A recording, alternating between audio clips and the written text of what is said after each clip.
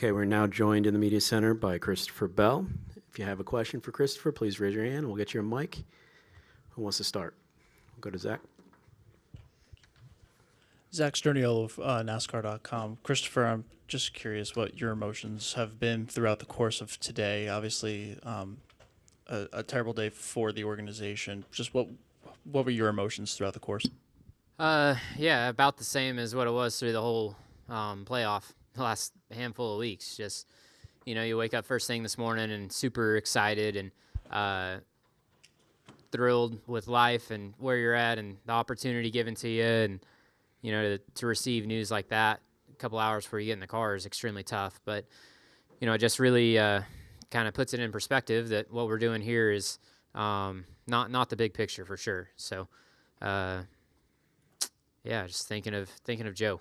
I just can't imagine, what Joe's going through and the entire Gibbs family. So that's the important piece. Go to Matt. Matt Weaver, Racing America. First, the restart where you kind of broke traction and slid up, and I don't know if you got the wall or not, but what happened on that restart? Yeah, I just slipped. It was early in the race, right, or about halfway. Lost a chunk of track position there for sure. But yeah, just driving hard and slipped and definitely hindered our race for the time being. But it seemed like, we put ourselves in position later in the race to at least have a shot at it. And then that's a perfect segue to the last restart and whether it or the last pit stop. So whether it's the last pit stop or what happened on that one restart, just how challenging is it when you find yourself outside of the top 10, kind of in that dirty air? What is that challenge like for you guys? Yeah, it's just tough. It's unbelievable how much your pace is better just getting, you take the same cars that are running 10th, 15th and put them in the front, and their pace is always going to be better. So, there were a couple things that we definitely could have done different today, but ultimately the 22 was lights out all weekend, winning the pole and being super strong in practice. We were just kind of playing catch up. The rest of us were playing catch up to him, and the best car won the championship for sure. Go to Justin, then Lee. Justin Schuler, Kicking the Tires. You mentioned on the radio that the engine was going, that you thought at least. Was there a smell or a misshift? Like, what made you feel that way? Because obviously it seemed like you were doing pretty well a few laps later, and you obviously passed some people and started to gain some ground too. Yeah, I don't know. It was a weird sensation for sure. I'll have to go back and look at the data and see what we can find, but I just felt a loss of power very quickly and kind of a change of tune with the engine.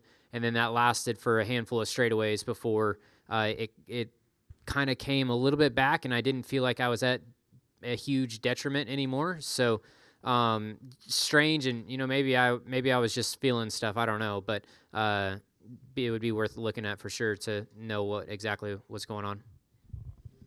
Go to Lee. Christopher, what did you learn about yourself through the playoffs? Because, when you look back at this year and know that you had to step up and win to advance and step up and win to advance, that takes a hell of a lot out of, any athlete to just rise to that occasion. So, what did you learn about yourself, and how would you size up the season? Yeah, I think the season was successful. To get to the Final Four is what every driver in NASCAR's goals are. So, I'm very proud of that effort. And, with 40, 50 to go, the last green flag pit stop, we put ourselves in position to race for it. So you can't ask for much more than that.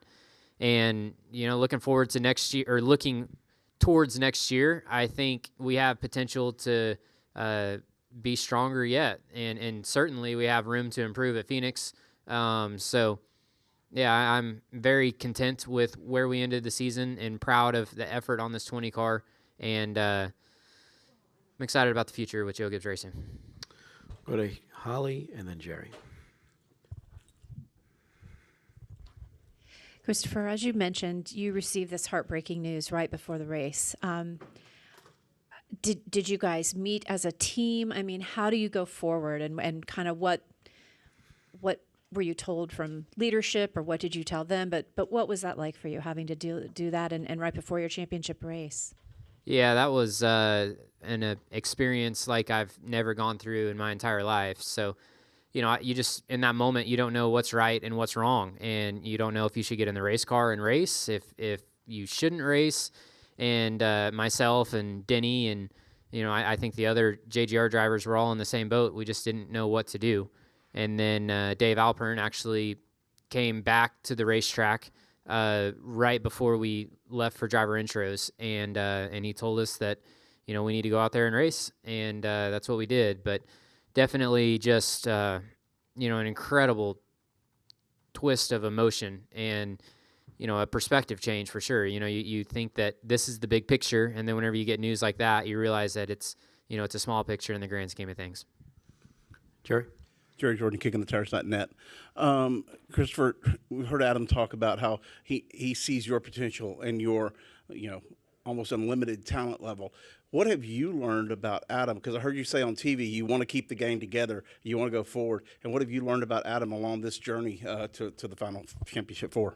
Yeah, it's just I think that the longer that we're together, the better that we're going to get to be. And just his communication, his style of crew chiefing is way different than any other crew chief that I've dealt with and drove for in the past. So the longer that we're together, the more that we understand each other, and it's just trying to build on that. And I'm proud to drive for him. Obviously, the practice has really helped us get closer, and I think that we can continue to build on that and make gains moving into next year too.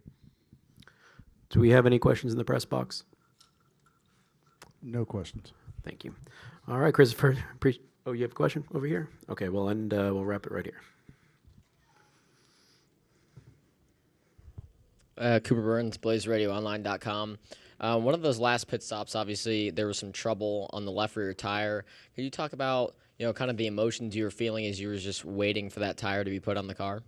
Yeah, I mean, that's pretty much taking your chance away from competing for it. But I think from what they told me, Caleb, our jackman, got his finger smashed or something. So, the last thing that we want is an injury on the last race of the year. So I hope he's okay. And, it just wasn't meant to be. And that's about all you can say.